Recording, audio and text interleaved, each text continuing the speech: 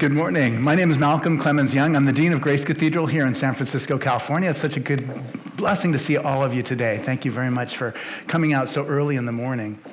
Today I'm joined by Miguel Bustos, who is the Senior Director for the Center for Social Justice at Glide, and a deacon, an amazing deacon at Grace Cathedral. He preached like 3 weeks ago on Evensong. I was moved by that sermon, thank you. And we're also here with Dolores Huerta. Dolores is a workers' and civil rights hero and a feminist icon. She founded the Agricultural Workers Association and launched the National Farm Workers Association with César Chávez, now called the United Farm Workers of America. She was instrumental in the enacting of laws to protect workers and has worked to elect numerous candidates, including President Clinton, Governor Jerry Brown, Congresswoman Hilda Solis, and Hillary Clinton. While breaking down one gender barrier after another, she has also had a tremendous impact not only on farm worker women, but also young women everywhere. Dolores continues to work tirelessly developing leaders and advocating for the working poor, women, and children. As founder and president of the Dolores Huerta Foundation, she travels across the country engaging in campaigns and influencing legislation that supports equality and defends civil rights. Among the many recognitions and awards for her work, in 2012, President Obama bestowed upon her the Presidential Medal of Freedom, the highest civilian award in the United States. Miguel and I are thrilled to have the opportunity to talk to Dolores before she preaches today upstairs at the 11 o'clock a.m. Choral Eucharist service. Dolores and Miguel, thank you very much for joining us today. We've been looking forward to this so much, Dolores, and I wonder if you can talk a little bit, just as we get started, about what has changed over the course of your life. What is it important for young people to know about how things were when you were young? Well, I think that what's changed, as everybody knows, is the world of social media, right? Yeah. Because that didn't exist, of course, when we were in our early organizing days. It was all very much one-on-one and trying to reach people. And the way that we organized it was trying to get groups of people together. Yeah, right, exactly. And the main thing is and what we do is literally empowering people to make them understand that they, not only that they have the power to make changes, but they have the obligation to make a better world for themselves and for their families and for their communities. And so I think that's what has changed. The other thing that we are right now in this critical time that we're in our society is that so many of the issues that we're facing were there, right, but nobody talked about them. Yes. I mean, when I grew up, we just assumed that racism, sexism, homophobia, that was part of life, Yeah. you know? But nobody talked about it. It was like a no-no. So to see that all of this is out in the open and that we are really challenging and talking about these issues, and I know it's created a lot of chaos in our society, and we're at the position where you have to take sides, you know? Which side are you on? As they say in the labor movement, you know? Are you on the side of justice and compassion and caring, unity, or are you on the side, I call them the haters, okay? The people that are out there just trying to punish everybody. Yeah, that's right. And Jesus was very clear about that too. Are you going to be a person of compassion, or are you going to be a person who causes violence to the human soul? Exactly. Maybe you could talk a little bit about your childhood too. I would love to hear about what kind of kid you were. When you were in second grade, did your teachers know that you're going to grow up to be Dolores Huerta? Well, actually, I was very shy as a child. And I have to attribute my passion for justice to my mother. I was born in the state of New Mexico. Right. It is a state, not a country. Yeah. And my mother was a lot of people in New Mexico, they're very devoted to St. Francis Xavier. Yes, and right. St. Francis of Assisi. And the whole idea that, as my mother would tell us when we were small, that you always had to help people.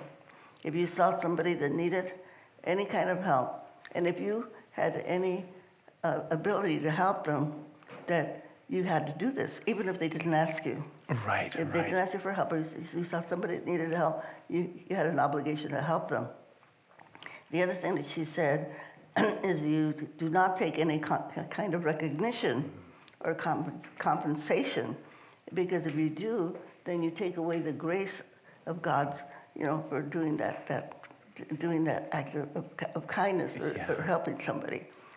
So I think those are very powerful messages for us. Yeah, I can imagine just driving up the Central Valley and seeing all the workers in the fields and thinking about how can I help them, even though they may not have asked me to help yet.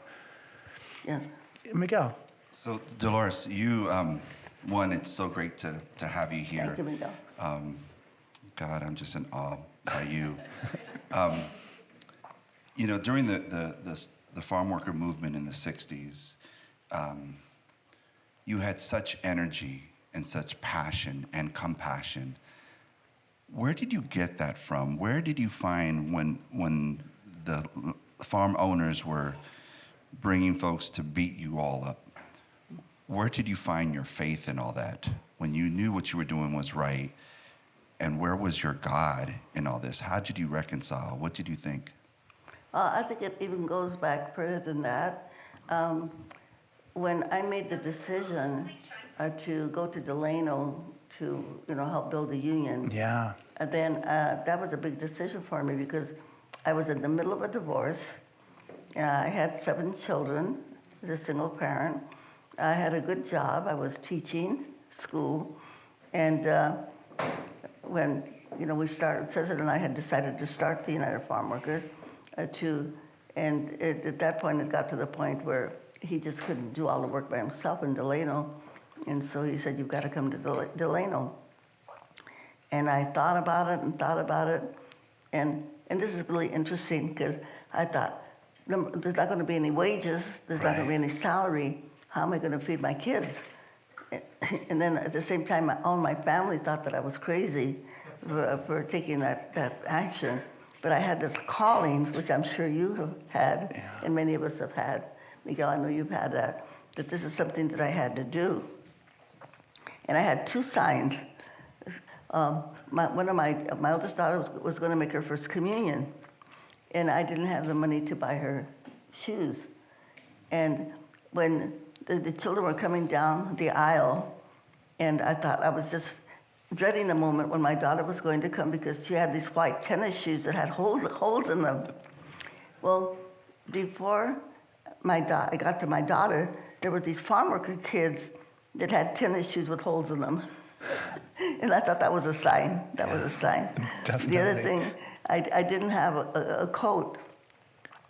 And somebody, before I left Stockton to go to Delano, I got 4 coats. Different people offered me to give me coats, just out of the blue. And to me, these were signs that I was doing the right thing. Yeah, and the people were with you. I mean, that you were being supported by people you cared about. I completely wonder about those early days. I mean, because that's a huge commitment to make for, and I wonder if you can talk a little bit about your relationship with César Chávez and what made that partnership work, and what were kind of did you guys have frictions?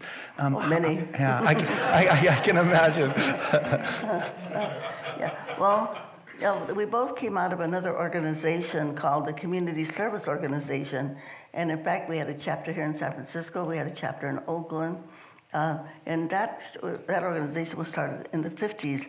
And it was basically based on getting people involved in voting. And we did that throughout the state of California. We set up many chapters. And that's where we got you might say, and that we were organized by a man named Fred Ross Sr. Oh, yeah. Who was here from the Bay Area. And Fred Ross is the one that taught us how to organize. And so we both worked in Los Angeles, and the Community Service Organization was supposed to support us to start a pilot program for farm workers, but then at the convention, they voted it down.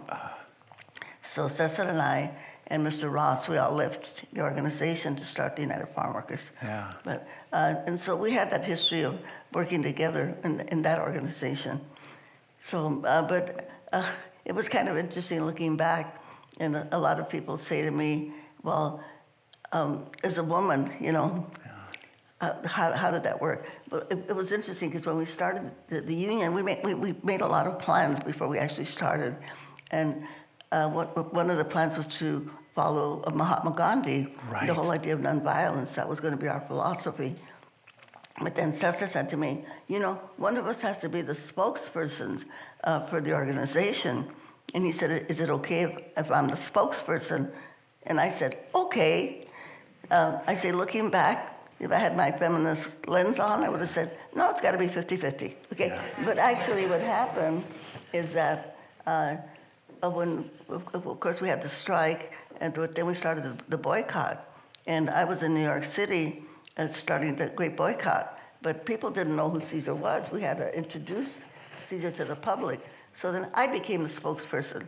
Right, exactly. Yeah. And so when you were the spokesperson, when he, how was it different? Like, what did you emphasize that he may not have emphasized? You know, if you had been the person, in the 50-50 person, what would you have said that would have been different? No, I think it would have been pretty much the same, because our message was very same. You know, united message that you work together. Yes, our message is that farm workers need help. You know, we need people to support the boycott, right? Yeah, exactly. What were, so Miguel, do you have a question? I was just on that tone. How did the other men, both the farm workers and the farm landowners and other organizers, feel about a woman, and how did they treat you? I think it was hard for them, and not only the growers. That was interesting, because when we would go into negotiations, I would have all the farm workers and me, and they were not used to that. They were used to having people pound the table and swear, and I didn't do that.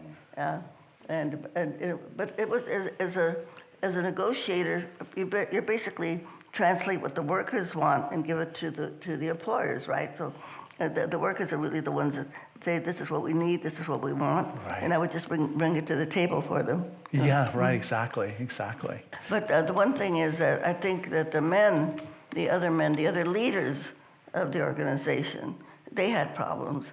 They just, I had more problems with the other men on the board, really, because I felt they were always undermining me. Mm. But the thing is that César did have a lot of faith in myself as a leader. It's like when we were working on the amnesty bill in Washington, D.C., we passed this big amnesty bill in 1986. So I was in Washington for 4 months trying to pass that bill. And all the time I was there, many other leaders were telling César, oh, Dolores is crazy, she's not going to be able to make it happen, But we did make it happen, and we got millions of people got their legalization status. But and then what they did is when I got back to the headquarters of the union, then they set up all these press conferences so they could all brag about getting the amnesty bill. And guess what? They sent me to Florida. Oh, no. And I should have said no, but I was not used to not taking assignments, right? We've got this big thing going on in Florida. And you know what? I remember spending Thanksgiving in an elder person's home. So there was that kind of stuff going on. And that was kind of good. And I want to say this to the women out there. And I know we have evolved a lot since that time. But you kind of just always kind of have to be careful, to kind of have your guard up there, because you never know what the guys are going to try to do. There's a big light bulb going on above my head, and the light bulb is this. So there was a work that you were intending to do with United Farm Workers to have safer working conditions, to have better pay, to have more job security, to be able to organize. So that was kind of like part of the, but there was also other things that you were accomplishing at the same time. You were giving people a new picture of women's leadership roles. You were probably helping people to see women as effective decision makers in society. But I wonder what other kinds of things you were accomplishing that you may not have been thinking of as you were doing this organizing.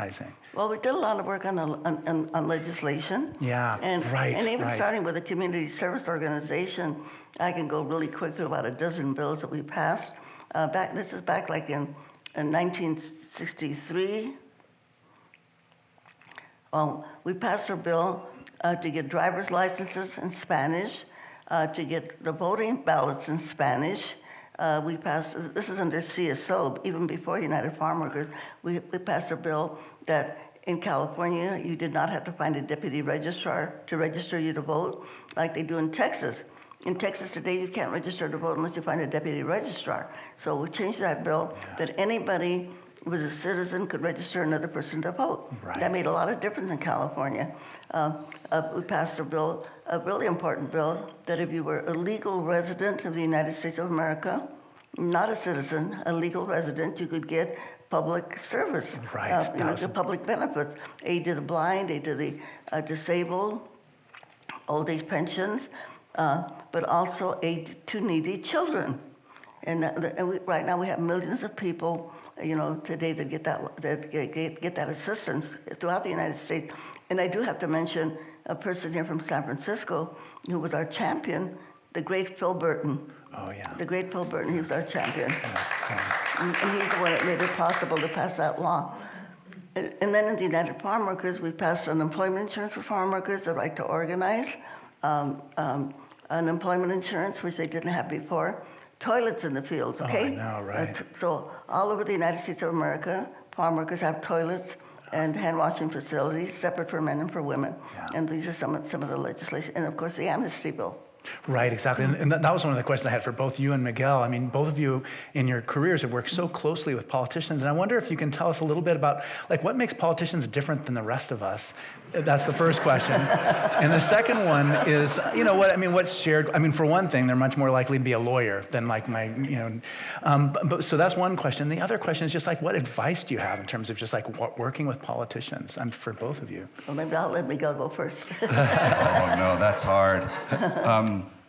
I've had the privilege and the honor to work for mayors, members of Congress, and a president and a vice president. There's a difference between a politician and a leader. And sometimes they're not the same person. Yeah. And yesterday, last night, and this morning, we were talking a little bit about that, about there are some leaders that happen to be politicians, but not all politicians are leaders. And I think being heartbroken and seeing some of that. Now, luckily, I think for me, I've had incredible bosses that were true leaders, and Congresswoman Barbara Lee is definitely one of those. But also former Congressman Ron Dellums. I tell people when I worked for him, he taught me how to be a human being. So that's the stark difference sometimes. Yeah, so your advice is be careful and be sure you know who you're talking to. But also I think for politicians to remember, and it's up to us, that they are public servants, that they work for the people, not themselves. And I think we have to remind people of that it's okay to run for office, and we hope many people do, especially young activists, to run for office, but always remember why, I think, is important. Dolores. Yeah. Yes, I think that was a difference I remember with Phil Burton, that people called him a commie, because he was always working for the people. But people like that they use their public office to go out there and help people. I remember when we were doing, trying to help the farm workers, and Phil Burton, he was in Sacramento. He was an assemblyman. Yeah. He was not even a senator. And he came down to Stockton without any authority except his own office, and with Cole Blease, who was he worked for the ACLU, or the Friends, I can't remember. No, the Friends Committee.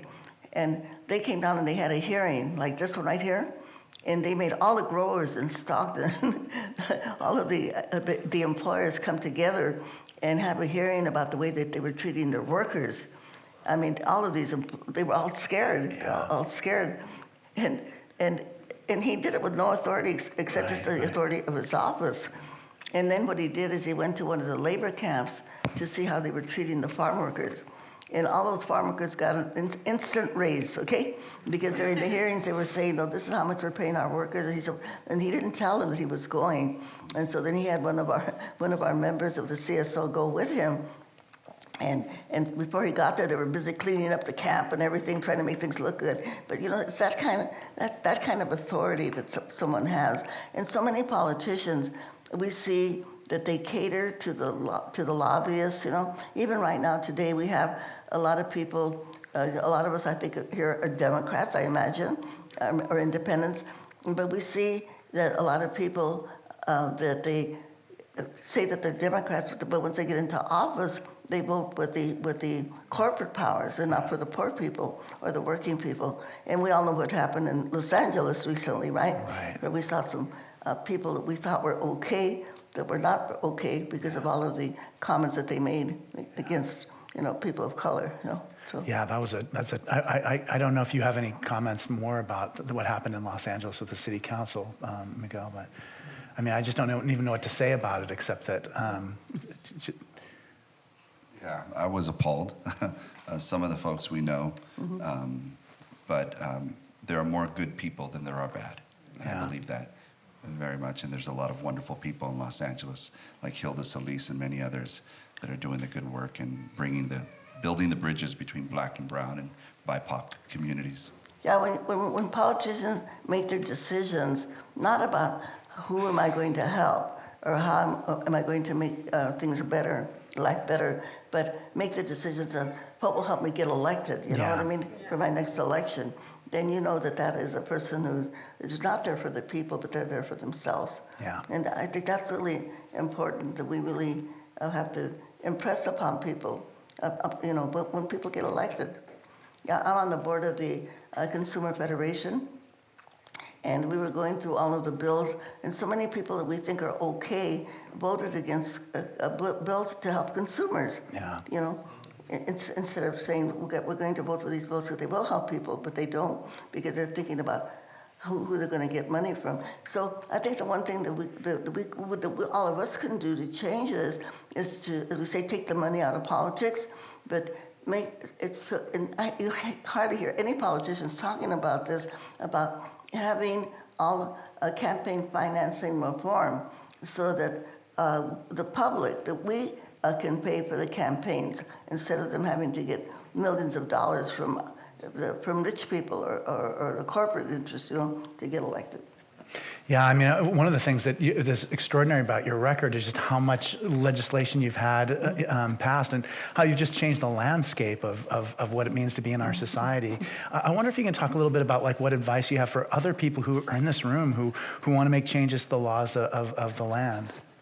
Well, I think we just have to get together and make it happen, Yeah. I've only heard one politician, and during this campaign season, a woman who's running for Congress up there in the Antelope Valley, Chrissy Smith, she's the only one that I've heard say we need campaign finance reform. Yeah. And it's something that really affects all of us, because the people that govern us are the ones that make the decisions, not only the resources that we're going to come into our communities, but all of the policies that they're going to engage in and to pass. So it's very, very important. I think it's part of a lot of the work that we do is, I call it Democracy 101, right? From right now, we have elections that are coming up, from making sure that people get out there and vote and do the canvassing to get good people elected. But that's like step one, or actually step two. Step one is the census. Getting people signed up for the census, so that then the redistricting to get districts so we can get the people that we want, so that people, especially people of color, can get the representation that they need. And then after that, of course, is voting, and then advocacy. Because once we get someone elected to office also, we have to stay on top of them to make sure they do the right thing, Yeah. Miguel? Dolores, you crisscross this country every week. You are, 1 minute you're in D.C., then you're in Texas, and then you're in New York, and then you're in Los Angeles, and this morning you're here in San Francisco. Where do you get your energy to do all that? Because flying, and then you're talking to different groups, and why do you do so much of that work? Well, it's so important, everything that we're talking about here right now. We know that our country is in crisis right now. We have, I use the F word, fascism, okay? That has really been here for a while, and we didn't quite recognize it. When we think of the people we have that are incarcerated in the United States, we have more people in prison here than they have in countries like India or China. Even those countries have billions of people in their population, and we only have millions, but yet somehow we have more people in prison than they do. So we know that this is something wrong with that picture, especially since the people in prison are black and brown and poor white people. Yeah. You know, so this is wrong. And now we see, and the word fascism comes from a German word, which means to punish and to torture. And so this is what we see has been happening, that you have these policies of hurting people, putting people in prison. In Texas, criminalizing women because they have abortions or miscarriages. You know, this constant idea that somehow we have to hurt people. And I think, and this is of course what religion is all about, is you know, helping people, right? Right, and having, exactly. as you said before, compassion. So this is this is what we're up against. And the one thing that we do know, the only ones that can stop this from happening in our country is us. We're the only ones that can do that. But a lot of people don't understand that they have the power to do this. You know, they somehow think we have to wait for someone else to do it. And this is the one thing that Fred Ross taught us. If we can make people understand that they have the power and that only they have the power, but they've got to act on their power. And it doesn't mean that you have to have a high school diploma or a college diploma. It doesn't mean that you have to speak English or be a citizen, that every single person has the power to make things better. Yeah. That you can't wait for somebody from the outside to come and do it for you. And so this is what keeps me going. Because we have to just make people understand that they've got to get engaged, they've got to participate, because democracy doesn't work if you don't participate. And so we just say there's more people that we need to talk to, right? Right. You know, I think about just, there must have been just days when it just seemed like you were never going to be successful in the early days of the organization. I never thought that. That's good. You're always hopeful. Always hopeful. But tell us a little bit about one of those, kind of what gave you hope during those days, and why you felt so confident that your way would. Well, I win think out. you're just believing in people and believing in the power of people. Yeah. That's what makes you confident. And you always have setbacks, you know. But I always thought whenever we had a big setback, you know, like when the Teamsters came in and we had people that were killed and everything, that you just know that you had to find another way. You know, find exactly. you have to have that faith. Yeah. Faith in yourselves. You know, faith in people, faith in God. Knowing that you can succeed.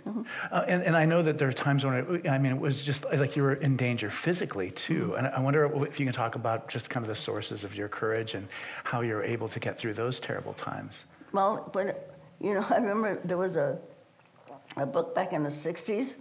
Maybe Olga will remember that book, The Yaku Way of Knowledge, that all of us read that book. And there was one line in that book that stuck with me. It says, when you take the warrior path, you're going to have arrows that are going to be slung at you, okay? Yeah. So we know that that's kind of the price. Like, again, when I left my home in Stockton to come to Delano, my relatives pretty much disowned me, you know, because they thought that I was crazy, you know, taking my kids down there, not knowing where my next meal was going to be coming from. But those are kind of the things that you have to expect. But again, my mother told me, growing up, and she said, when people criticize you or make fun of you or attack you, as long as you know that you're doing the right thing, just ignore them, okay? Yeah. Just ignore them. And that really helped me a lot. Yeah. You know, Dolores, a good mutual friend, Peter Bratt, did a movie on you called Dolores. If you haven't seen it, see it. It's a wonderful documentary about your life. And you talked a lot about in that, and there was comments from your kids that they sacrificed a lot of their mother because their mother was doing such incredible work. Do you think now, what would be the best lesson that you feel that you've been able not only to share with your kids, but also younger generations about that sometimes there is that sacrifice that has to be made? Well, when we think of sacrifices, when you're doing movement work, as you know, and many of you here know, that basically what you're sacrificing is your time. And we know time is the most precious resource that we have. So when you are giving of your time to work for others, I mean, this is, and so in a way you might say it's a sacrifice. Maybe you're sacrificing material wealth or material goods, because you're giving your time to help others instead of making money, so to speak, So I guess sometimes I think that maybe selfishly, I deprived my children of a lot of the things that I didn't have. Growing up in a middle-class home, my mother was a businesswoman, so I had the music lessons and the dancing lessons, and was a Girl Scout. They had all these wonderful privileges, which my children did not have. But then again, the children of farm workers didn't have those privileges either, And so, that I think that's, in a way, you might say, I did what I love to do. If anybody sacrificed, it was my children, But then I think they had experiences growing up that probably they never could have fabricated in any other way because they lived them, So true. So it was kind of a trade-off. Yeah. And my children grew up in poverty, but they're very, very strong kids. And, my oldest son is a medical doctor. My other son, Emilio, is an attorney, whom you know. My daughter, Angela, is a nurse, oncology nurse. My daughter, Juanita, was a teacher. She's come to work with our foundation now. So those, the kids, they all turn out pretty great. Yeah, and yeah. my daughter, Lori, who I think is here with me in the back there. Lori works for our foundation, and she's right now in charge of all of our archives. And we're gonna have a hologram, okay? A holograph? Is it a holograph? I say it wrong. So it's like a 3D image of myself. Oh, yeah, right. And so there will be life after death. And Lori's the one that's been working on that to make that happen. So that's great. That's great. And you're right. I mean, every child grows up in a family, and some love whatever their family kids adjust to that.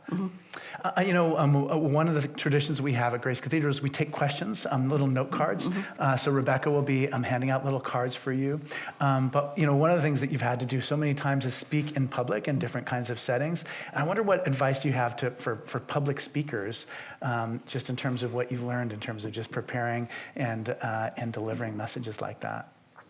Well, I think you try to reach the audience, and I know this is a very liberal audience, and so many of you are activists, so you kind of have lived the life that I'm talking about, right? And we're very grateful to you, by the way, for doing all that. And we wish that we could have you come down to the Central Valley, okay? Because down there we're more like Alabama than we are like San Francisco, and the changes that we're trying to. In fact, just this last week, at our community college, there was an organization called the Liberty Institute that was trying to get our community college to not teach anything about César Chávez or the farm workers. Wow. This is in the Central Valley of California, right there where The Grapes of Wrath was filmed, where John Steinbeck wrote about the farm workers there. They were trying to get this passed at our community college. Yeah. That's one effect that we've seen from Donald Trump, the presidential administration. I wonder if you can talk about other things that you've noticed in terms of how the landscape has changed in the last 6 years. Well, like I mentioned before, this is what our big fight is right now. When you have people like Governor DeSantis saying that they're anti-woke, that's pro-ignorance. Right. You're right, that's right. Against education. And the idea that they want to keep people in ignorance is the way that we keep people divided, right? Yeah. Keeping people fighting against each other. And I always like to quote this philosopher, Jose Ortega y Gasset. He was in Spain before the Franco regime. And he wrote a book called The Revolution of the Masses. And this book, it's a small book, 100 pages, but his thesis of the book was this: if you do not have an educated citizenry, then the corrupt, the powerful, and the greedy will rule. And so that is what the fight that we have right now in our country. Who is going to govern? Who's going to rule? Is it going to be the people or the corrupt, the powerful, and the greedy? And the cultural wars, as they call them, the anti-gay, anti-women's reproductive rights, anti-immigrants, this is just to make people be divided. Yeah. And I know everybody here in this audience is woke, as they say, but I do like to say to, especially our Latino community, because this is one of the issues that they used to divide the Latino community in terms of women's right to abortion. And I say this as a mother of 11 children, is that, and I like to quote Benito Juarez. Benito Juarez was a great president of Mexico, and he had a saying, and I'll say it in Spanish, el respeto al derecho ajeno es la paz. Respecting other people's rights is peace. Yeah. And if, you know, how many children a woman wants to have, you know, or not have, that is their human right. Yeah. Who you love, who you live with, who you marry, if it happens to be someone of your own sex, that is your human right, yeah. Okay? Yeah. So please share that with people that you know that might be confused on the issue, okay? That's right. Yeah, and God wants us to thrive, and that's the way human beings thrive, you know? And that's the way we care for each other. Miguel? I just wanted, you know, Dolores, you brought up the issues of women's reproductive rights, LGBT individuals and their rights. You talked about slavery. I'm so proud to be part of a faith tradition, especially under the dean's leadership, where we've talked about these issues from the pulpit. And I'm just grateful to be part of this community of grace and this faith tradition that really believes in exactly what you're talking about. So you preaching today is like spot on. It is. We're so excited about that. But yeah, the dignity of every human being comes from God. So we have some questions. Oh, you know what? I better put some glasses on, otherwise you can hold it too if you want. Yeah. Okay. What exactly do you say when you're negotiating with bosses or politicians to get them to agree to your position? Well, you try to give them rational reasons, you know, the reasons why people need cold drinking water in the fields, bathrooms. Would you believe that you have to give them a reason? But I remember in one negotiations when one of the employers said, well, farm workers don't know how to use a bathroom. Would you believe that they said that? That's terrible. I mean, yeah. So you give them, but then the other thing that you have to do with both politicians and employers, like we did with the grape growers, put the boycott on them, right? So they weren't getting any money for their grapes or their lettuce, you know, and then they had to sign contracts. And with politicians, you have to do the same thing. You have to put the heat on them, you know, get letters, you know, do demonstrations, whatever it needs, make them understand that they can lose their next election, and then they understand. With the employers, you might say that their heart is in their wallet. Okay, with the politicians, they always worry whether they're going to get reelected. So you have to send them emails, letters, demonstrations, do sit-ins. When we were trying to get, people don't know this, but we have the Affordable Care Act, but it only passed with about 5 votes in the Congress. Can you imagine that? Yeah. And some of those people were here in California. And so we had to come in there and do picket lines, sit-ins, yeah. You know, and we ended up doing a fast. We had over 500 people fasting to get our local politicians in the Central Valley, 2 of them were Democrats, to pass the Affordable Care Act. So it's just about putting the pressure on them. I got a message from our tech crew that I have to put your microphone on your ear. Okay. I'm sorry.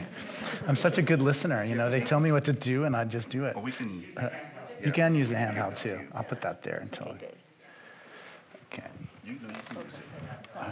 Great. All right. What did President Obama say when he awarded you the Presidential Medal of Freedom? And did Michelle Obama say something as well? Well, the president said. And when I first met Obama, the first thing he said to me was, I stole your slogan. Yeah. He said, I stole your slogan, and I said, yes, you did. Yeah, that's great. I love that. Oh, thank you. And then he repeated that when I got the Medal of Freedom.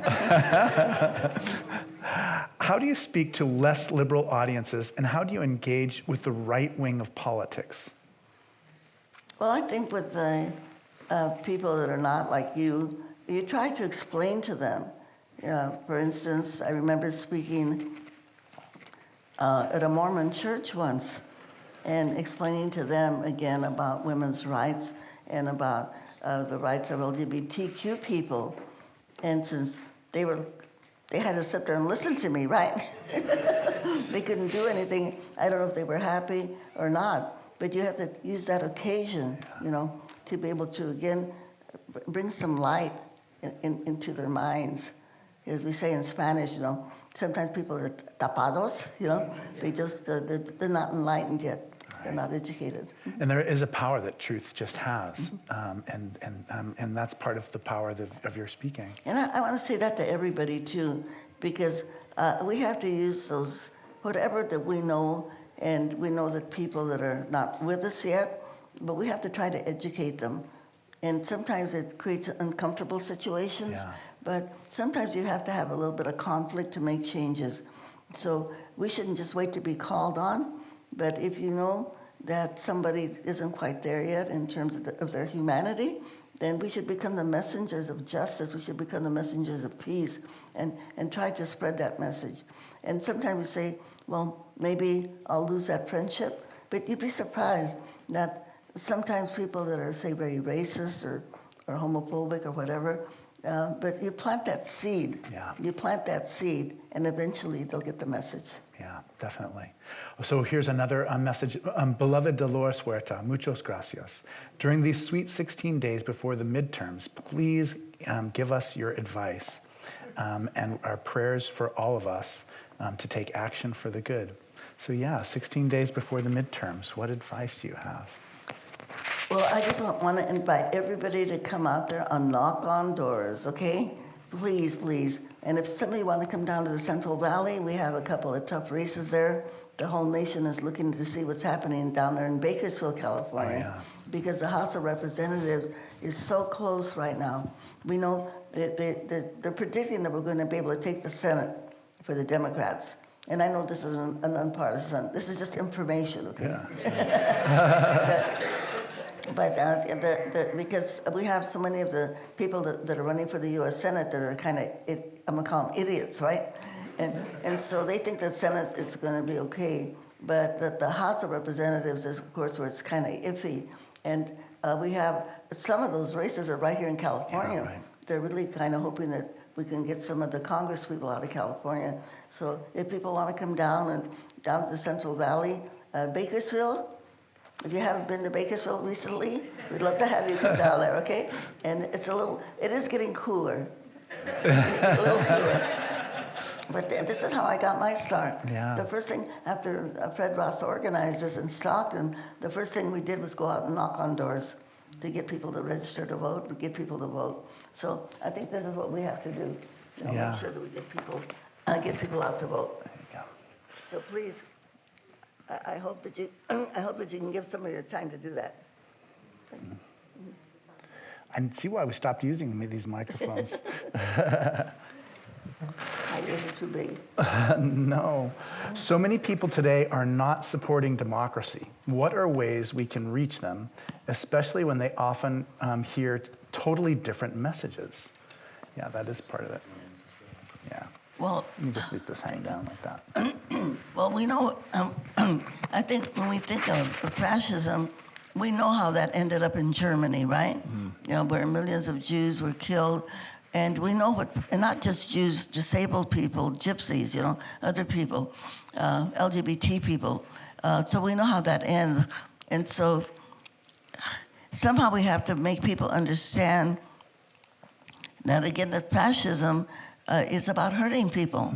And that we've got to be about helping people, about helping the homeless, helping the disabled, helping our immigrants.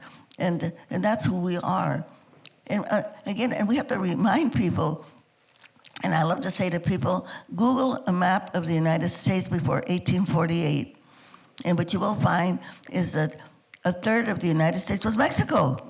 Right now we have a lot of talk about what Russia is doing in Ukraine. Well, the United States took half of Mexico. 50% of Mexico became the United States of America, you know? And so when people think about, you know, this hostility that we have against immigrants, we have to remind people the true immigrants that came to the United States, like my great-grandmother who came from Spain, and my other great-grandfather who came from England, by the way, they were the true immigrants, right? Europeans are the true immigrants to the United States. You know, the native people here, both North America and South America, are the indigenous people. And these are the people that are at our borders trying to get asylum from poverty, you know, or violence. But we have to remember that the United States of America, we are responsible for the poverty in Central America, you know, because, and I like to use the word bananas, okay? How many bananas do we eat in the United States in one day? Does the money that we pay for the bananas go to the people of Guatemala or El Salvador? No. Honduras? No. It goes to United Fruit Company. It goes to Dole Banana. It goes to the 50 banana companies. It does not go to the people that produce the bananas or the coffee, you know, that we drink every day, okay? And that has to change. And again, the only way that we can change that is by electing people to our Congress that will make that change, make it happen.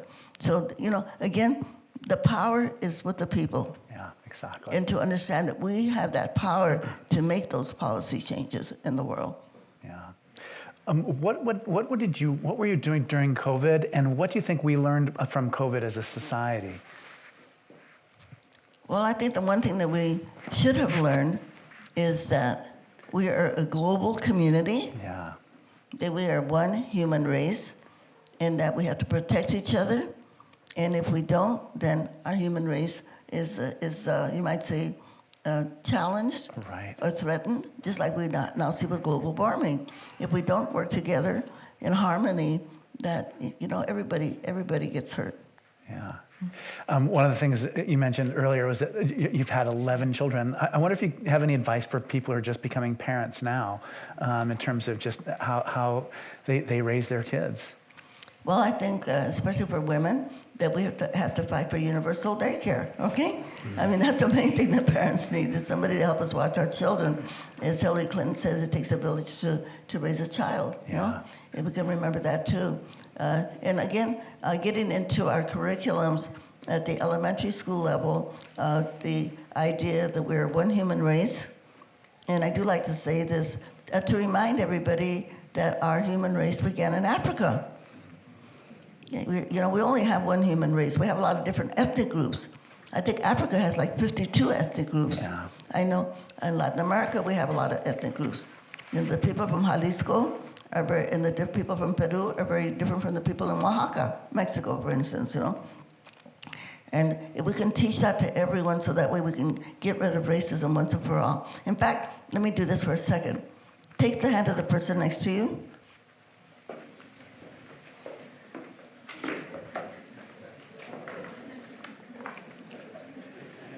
Turn to that person and say, hello, relative.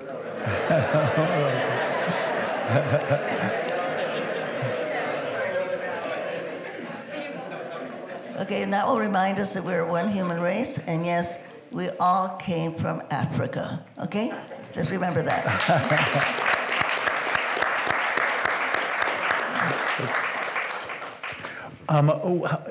What about the thing, like as you look back on all these decades of involvement in the democratic experiment, what are some of the things that you're most proud of as you look back at your life?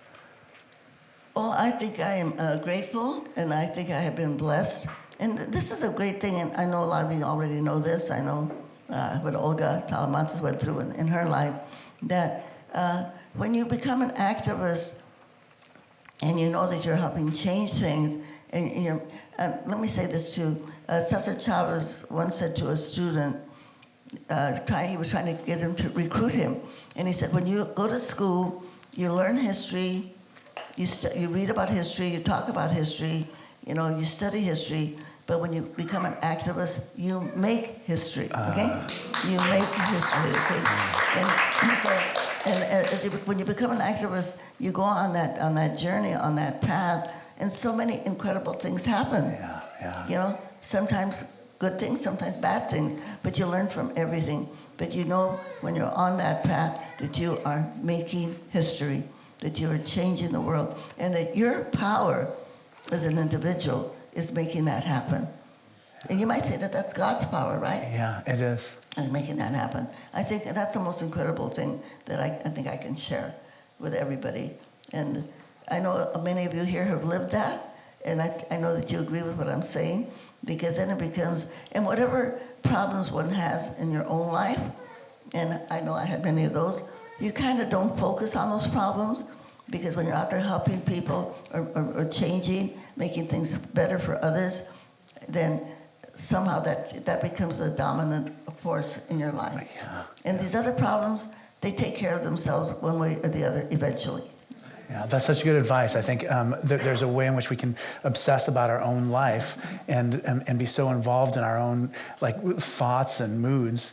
And there is a cure for that, which is care for other people. I wonder what signs of hope you see these days as you look around the scene and as you look at society today. Well, I'm going to share some. But a friend of mine told me that he was talking to the Dalai Lama, and he asked the Dalai Lama, "Do you ever think that there will be peace in the world?" And he said, "Yes." And he said, "Really? Why and how?" He said, "The internet." But I want to add to that. The other reason I see hope is when I see that we are getting more women elected to office, okay? Coretta Scott King said that we will never have peace in the world until women take power. And I think that also helps when we think about that. Yeah, so we do see the changes that are happening. Yeah. And I shouldn't just say the word women, because we know some women out there are also on the hater side. But when we see, and I like to use the word feminists instead of women, because feminists care about people, they care about immigrants, etc. And so we know that a lot of men are feminists too, like the men in this room. Let's give them an applause.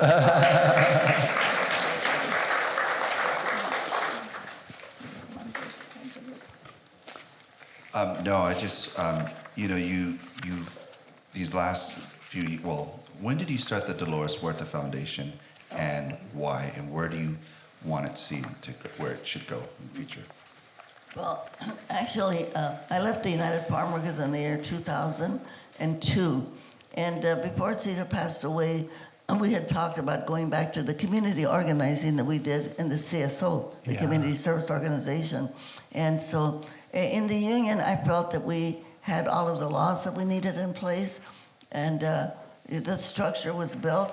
We had, all the law at the state level, the agricultural labor relations law, and I felt that there's so much work that needs to be done in the community. So, and I was very fortunate because I got a grant from the Poppin Foundation of $100,000. So I used that to start the Dolores Huerta Foundation. And we're going to celebrate our 20th anniversary next year. And right now we are working in 4 different counties, part of Los Angeles County, the Antelope Valley. And most of our work there is working with homeless people.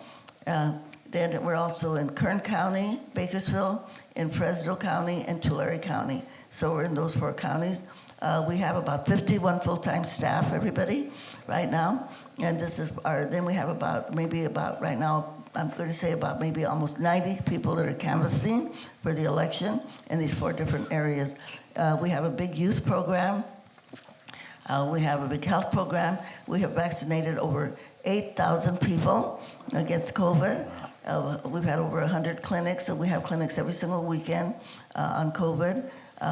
We have a big education program. We sued the Kern High School District because they had expelled over 2,000 black and brown students in 1 year. And we got that down from 2,000 to less than 21 expulsions, okay? So that was a big one.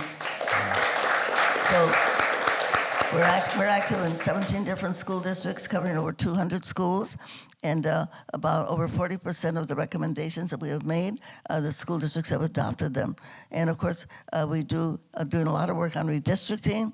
All of our maps that we introduced to the Independent Commission, they were adopted in total. Okay, in total. We have we're doing on the civic education work. We're doing a lot of work on that. And one of our staff is here. In fact, two of our staff. Carlo Gomez is here, who works with our foundation.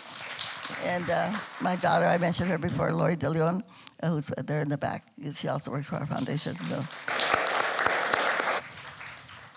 I mean, it's hard to believe, but our time has run out. You're going to be preaching a sermon from the pulpit at Grace Cathedral soon. We have to give you a little bit of time to prepare.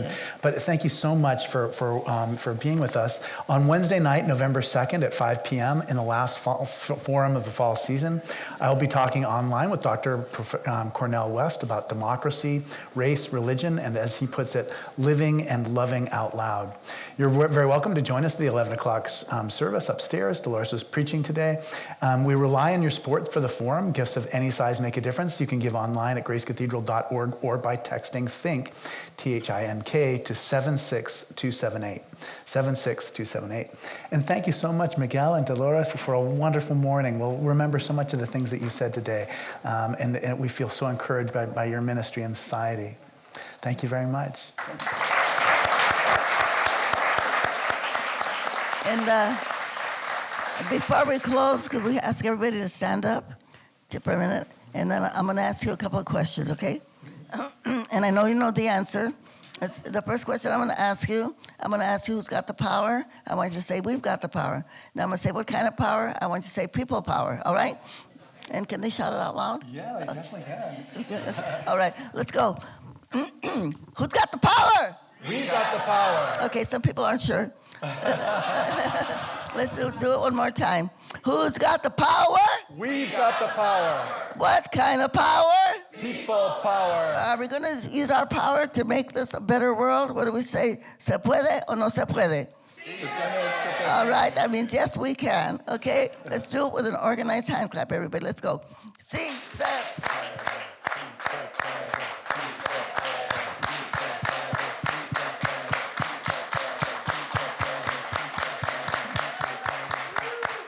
Thank you. Thank you very much. Thank you, Olga. Thank you. Thank you so much.